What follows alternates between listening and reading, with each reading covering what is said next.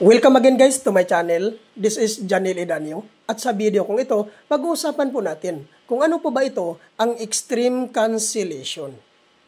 Ang extreme cancellation po guys, ito po yung gawain po ng mga rider po no, na pinagbabawal po talaga sa atin. No, na lalong-lalo na po yung mga mahilig po talaga na mag-cancel ng booking. So basahin lang po natin sa bandang ibaba po guys, no, na-detect ng system na ang iyong Move It Rider account ay sobrang daming cancellation. Galing sa rider ang inyong account. So pag once na malabag mo po ito guys, ang extreme cancellation po, ito po yung magkukos ng account deactivation. So, ngayon po guys, para po maiwasan po natin na ma-deactivate yung account natin, iwasan po natin na mag-cancel ng mag-cancel. Dahil po, ito po yung magiging sanhi sa pagka-deactivate ng iyong account. So, ngayon po guys, ito po guys, magbibigay po ako ng sample po guys, no, regarding po sa na-deactivate po na account po, no. So, ito po yun. Ito na po yun guys, ang nakikita niya pag open niya sa kanyang apps. Nakalagay po, multiple extreme cancel violation. Ayan po guys, no? Basahin po natin sa bandang ibaba. Kasalukuyang deactivated ang account mo dahil sa na-detect na extreme cancellation issue.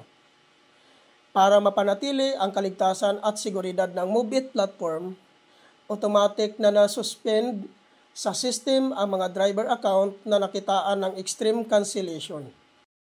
Ayan po guys, no, ito po yung mangyayari po sa inyo pag once na lagi po kayong nagka-cancel ng booking. Tandaan po na ang pagka-cancel ng booking ay isang part po yan ng extreme cancellation. So ano po ba itong extreme cancellation? Ang extreme cancellation po guys, isa po itong part ng fraud po.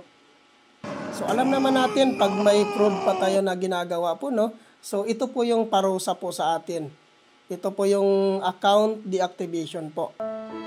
Malinaw naman po nakalagay dyan, multiple extreme cancel violation po ang nakalagay po sa mga violation po natin pag once lagi po tayong nagka-cancel ng booking. Pwede naman po tayong mag-cancel ng booking guys.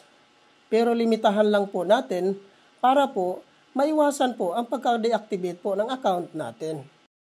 At kung sakali naman po guys, hindi nyo po gusto ang binigay po sa inyo na booking ni Move It, isang option po guys, kakausapin nyo lang po si customer.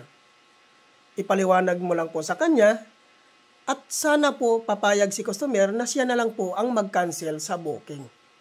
So yun po guys, no, kailangan nyo lang pong magbigay ng magandang rason. Ang ibang customer naman po, nagbibigay naman po talaga ng pahintulot na sila na lang po ang mag-cancel ng booking. At magbibigay din po pala ako ng tips regarding po sa mga baguhan po, no?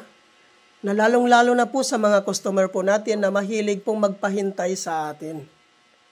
So pag once nakapaghintay na po kayo guys na aabot po ng 5 minutes, pwede na po kayong mag-cancel po na legal po, na pag-cancel po natin. Ang piliin nyo lang po na option po o rason doon sa cancellation, passenger no-show. Hindi po maapektuhan po yun ang cancellation mo dyan guys. Yun po yung pinaka-valid reason sa pag-cancel po natin. Kaya hindi po yan nakaka-apekto sa cancellation mo po. So ayan po guys, na malinaw po sa atin. Iwasan na lang po natin ang mag-cancel. Kumpletuhin na lang po natin at gawin na lang po natin kung ano pong binibigay sa atin na booking ni Move It para po maiwasan po ang pagka-deactivate po ng ating mga account. Sana po naunawaan nyo po ito guys. Thank you for watching.